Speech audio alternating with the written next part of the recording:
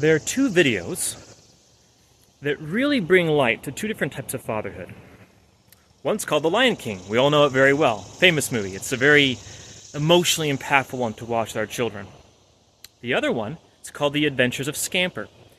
Less known, but equally impactful in the way it describes a certain type of fatherhood that we either want to emulate or be wary of. And it comes down to this. Do we want to be a Lion King father or Penguin Leader father? Now, it sounds really easy at first. Oh, I want to be the Lion King father.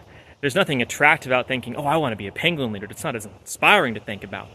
But there's a catch to it, and here's what it is. The Lion King father is not attached to being a lion, but the penguin is.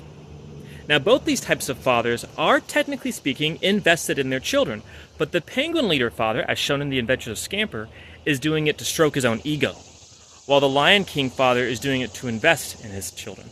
Now, here's what this looks like. So the Penguin Leader father, he puts on this deep facade of being tough and strong. And what he does, in many cases, is heroic. But by puffing it up, he actually downplays himself. The greatest example is in the beginning, he risks his life to protect his children. Only one survives.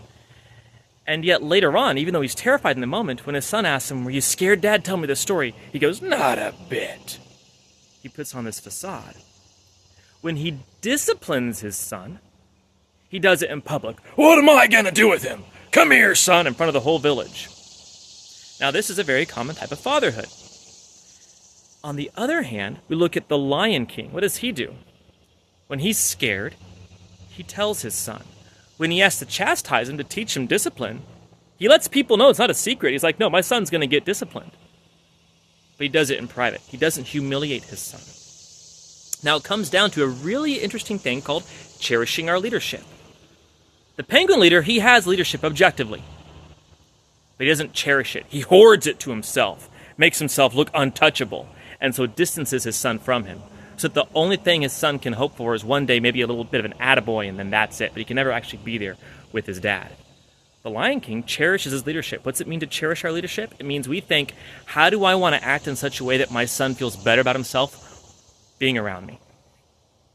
That our kids feel more competent being around us because we bring them up. Now, in summary, the Penguin Leader father sounds weak. He is. But it gives such a real, albeit cheap, thrill of power. The Lion King father feels mortal. He is. But the reward is the impact he has in his child's life through his honesty.